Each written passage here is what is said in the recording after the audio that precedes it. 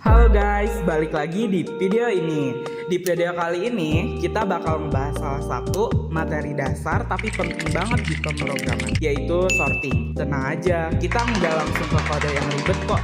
Kita bahas pelan-pelan biar kebayang dulu. Sorting itu sebenarnya proses sederhana. Kita mengurutkan data supaya lebih mudah dibaca, dicari, dan dipakai lagi. Di dalam pemrograman, sorting dipakai hampir di semua hal, mulai dari aplikasi, database, sampai sistem rekomendasi. Nah, di sini kita mau ngebandingin 3 metode sorting yang paling dasar, yaitu bubble sort, insertion sort, dan selection sort. Biar gampang bayanginnya, kita pakai analogi sederhana dulu sebelum masuk ke codingan. Bayangin, ada seorang karyawan arsip yang tiap hari dapat tumpukan berkas acak. Tugasnya cuma satu, ngurutin berkas dari yang paling ringan sampai paling berat. Alurnya itu selalu sama, berkas masuk, diproses, lalu keluar dalam kondisi rapi. Yang beda cuma cara dia ngurutinnya. Kalau bubble sort, dia ngecek berkas yang berdampingan dan tukeran kalau salah urutannya. Kalau insertion sort, dia nyelipin berkas ke posisi yang tepat. Dan kalau selection sort, dia selalu cari dulu berkas yang paling ringan sebelum naruh ke depan. Hasil akhirnya sama, tapi gaya kerjanya yang beda. Selanjutnya kita bandingin ketiga sorting ini pakai data acak dan hampir terurut buat lihat algoritma mana yang paling efektif. Saya Intan. Di sini saya akan menjelaskan program C++ yang menggunakan algoritma bubble sort untuk mengurutkan data angka. Pada program ini kami menggunakan beberapa library seperti IOStream, FStream, Vector, Chrono, dan Iomani. Lalu kami juga menggunakan beberapa fungsi. Yang pertama di sini ada fungsi bubble sort yang merupakan fungsi inti dari program. Dalam fungsi ini data dibandingkan satu persatu dengan data di sebelahnya lalu ditukar jika urutannya salah. Proses ini dilakukan secara berulang sampai datanya menjadi terurut. Selanjutnya di sini ada fungsi tampilkan data. Fungsi tampilkan data ini berada pada bagian kode setelah fungsi bubble sort. Fungsi ini digunakan untuk menampilkan isi data ke layar. Data ditampilkan dalam bentuk kolom menggunakan pengaturan spasi sehingga tampilannya lebih rapi dan mudah dibaca. Selanjutnya ada fungsi input data. Terdapat pada fungsi masukkan data belum terurut. Lalu ada juga masukkan data yang hampir terurut. Kode ini dimulai dari pembukaan file sampai data dimasukkan ke dalam vektor. Lalu fungsi yang terakhir di sini ada fungsi proses sorting dan pengukuran waktu. Terdapat pada fungsi urutkan data sebelum terurut dan fungsi urutkan data hampir terurut. Di dalam fungsi ini, waktu dicatat sebelum proses sorting dimulai, lalu fungsi bubble sort dijalankan, dan setelah itu waktu dihitung dalam satuan berikutnya. Nah, kalau programnya ini kita jalankan, pertama akan muncul menu analisis bubble sort seperti yang terlihat di layar. Di menu ini, pengguna bisa memilih untuk menampilkan data atau melakukan proses pengurutan menggunakan algoritma bubble sort. Langsung aja di sini, kalau kita pilih angka 1,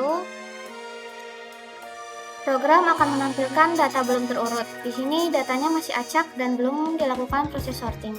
Lanjut, kalau kita pilih angka 2, program akan menampilkan data hampir terurut. Artinya data sudah cukup rapi tetapi belum dilakukan proses bubble sort. Kalau kita pilih angka 3, program akan mulai proses bubble sort pada data yang belum terurut. Di sini ditampilkan data awal, lalu proses iterasi bubble sort, kemudian hasil data yang sudah terurut, serta waktu sorting 378 milisecond. Selanjutnya, kalau kita pilih angka 4, program melakukan bubble sort pada data hampir terurut. Output yang ditampilkan sama seperti sebelumnya, yaitu proses iterasi, hasil sorting, dan waktu proses 265 milisecond. Lalu yang terakhir, kalau kita pilih angka 5, program akan berhenti atau keluar dari program. Halo, saya Didin. Sekarang kita masuk ke algoritma kedua, yaitu insertion sort untuk mengurutkan dua jenis data, yaitu data belum terurut dan data hampir terurut. Beberapa library yang dipakai di sini antara lain include Iomanip, FStream, Chrono, Vector, dan Stream. Jadi semua proses dikelola dalam kelas data manager.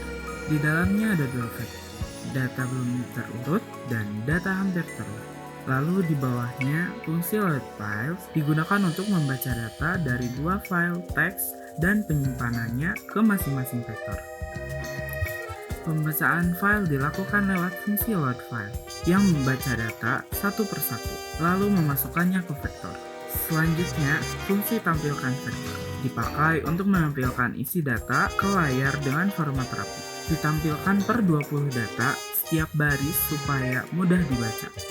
Lanjut di proses insertion sort, ada di fungsi langkah insertion sort. Data disalin ke variabel temp supaya data asli tidak berubah. Pengurutan dilakukan menggunakan loop for yang dimulai dari indeks ke-1. Setiap iterasi, satu data disimpan di variabel key, lalu dibandingkan dengan data sebelumnya. Selama data sebelumnya lebih besar, datanya digeser ke kanan. Dan setelah itu, key dimasukkan ke posisi yang sesuai. Program ini menampilkan 5 iterasi pertama proses insertion sort supaya perubahan data bisa diamati secara langsung. Waktu eksekusi sorting dihitung menggunakan krono, sehingga bisa dibandingkan antara data acak dan data hampir terurut. Dan terakhir, di fungsi main, program menyediakan menu untuk menampilkan data, mengurutkan data, dan keluar dari program. Dengan program ini, kita bisa melihat bagaimana insertion sort bekerja dan seberapa cepat algoritma ini pada jenis data yang berbeda. Nah, ini untuk outputnya, kita langsung ketik satu aja. Ini untuk data yang belum terurut, terus kita langsung ketik 2. Ini data yang hampir terurutnya, kita langsung ketik 3 aja. Nah, ini itu langkah iterasinya, dan ini tuh data setelah diurutinnya. Nah, ini waktu eksekusinya segini. Oke, kita langsung ketik 4 aja. Ini untuk langkah iterasinya juga. Terus ini data setelah diurutinnya. Nah, waktu eksekusinya segini. Di sini saya Nagahana akan membacakan kode selection sort. Yang pertama ada include money, yang kedua ada include data stream, yang ketiga ada include chrono, yang keempat ada include vector, yang kelima ada include string.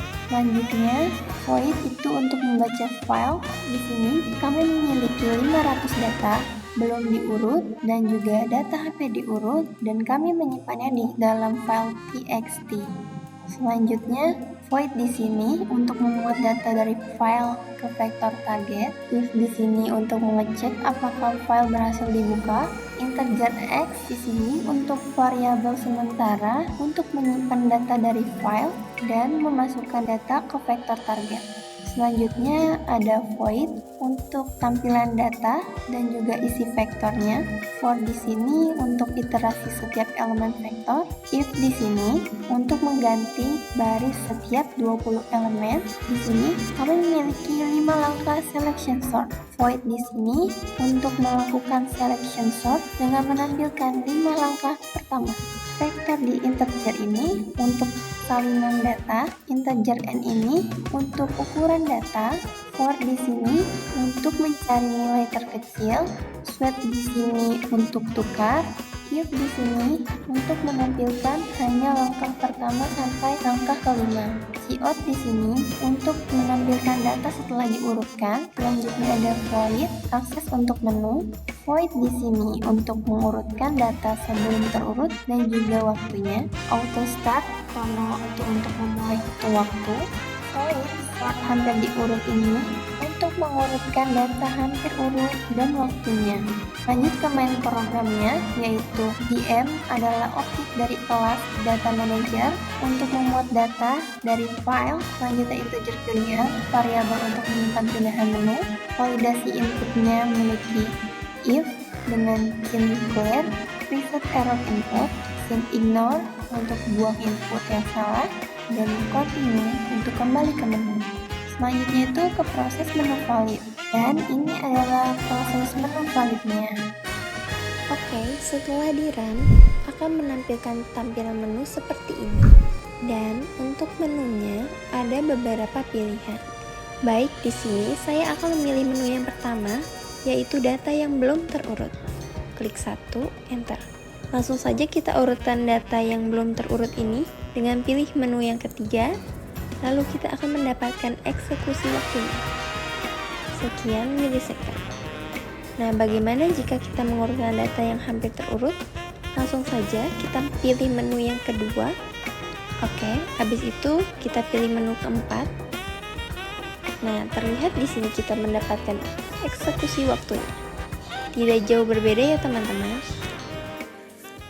Setelah kita mencoba ketiga algoritma sorting ini, hasilnya ternyata cukup menarik. Secara teori, insertion sort sering dianggap lebih cepat, terutama untuk data yang hampir terurut. Tapi berdasarkan pengujian yang kita lakukan di program ini, justru bubble sort menunjukkan waktu eksekusi yang paling cepat. Hasil ini nunjukin kalau performa algoritma nggak selalu sama dengan teori di atas kertas. Faktor seperti jenis data, jumlah data, dan implementasi kode sangat berpengaruh ke hasil akhir.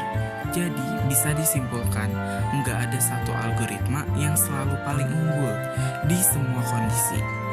Setiap metode sorting punya kelebihan dan kekurangannya masing-masing.